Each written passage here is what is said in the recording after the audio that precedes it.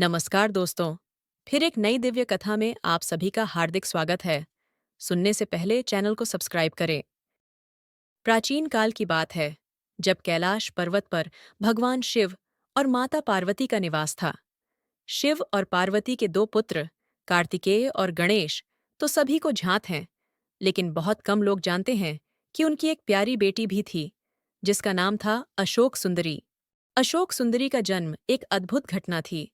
एक बार माता पार्वती ने कामना की कि उनके जीवन में अधिक आनंद और सुख हो, क्योंकि वे कई बार अकेलापन महसूस करती थीं जब शिव जी ध्यान में लीन होते थे। पार्वती जी ने कल्प वृक्ष के पास जाकर उससे एक बेटी की इच्छा व्यक्त की।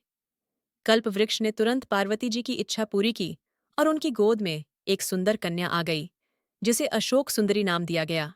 अशोक सुंदरी अपने माता पिता के साथ कैलाश पर्वत पर बड़ी हुई। उसकी सुंदरता और मधुर स्वभाव से सभी देवता और देवियाओं मोहित हो गए। उसकी मुस्कान में एक अद्वितीय आकर्षण था और उसकी उपस्थिति से पूरे कैलाश पर्वत का वातावरण आनंदमय हो जाता था।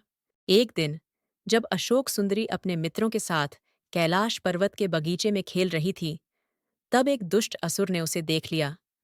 उस असुर का नाम था शुंभ। शुंभ ने अशोक सुंदरी की सुंदरता पर मोहित होकर उसे अपहरण करने की योजना बनाई। उसने अपने साथी असुरों को बुलाया और अशोक सुंदरी का अपहरण कर लिया। जब पार्वती जी को इस बात का पता चला, तो वे अत्यंत चिंतित हो गईं और उन्होंने शिव जी से सहायता मांगी। शिव जी ने तुरंत अपने दोनों पुत्रों, कार्तिकेय और गणेश, को असुरों का सामना करने के लिए भेजा। कार्तिकेय और गणेश ने असुरों के साथ भीषण युद्ध किया और अंततः अशोक सुंदरी को सुरक्षित वापस ले आए। अशोक सुंदरी के सुरक्षित वापस आने पर कैलाश पर्वत पर खुशी का माहौल छा गया। माता पार्वती ने अपनी बेटी को गले लगाया और उसका स्वागत किया। शिवजी ने अपनी पुत्री को आशीर्वाद दिया और कहा कि वह सदैव सुरक्षित और खुश रहेगी। अशोक सुंदरी की इस कहानी से हमें यह सीख मिलती है कि माता-पिता का प्रेम और परिवार का सहयोग हर संकट को पार करने की शक्ति प्रदान करता है।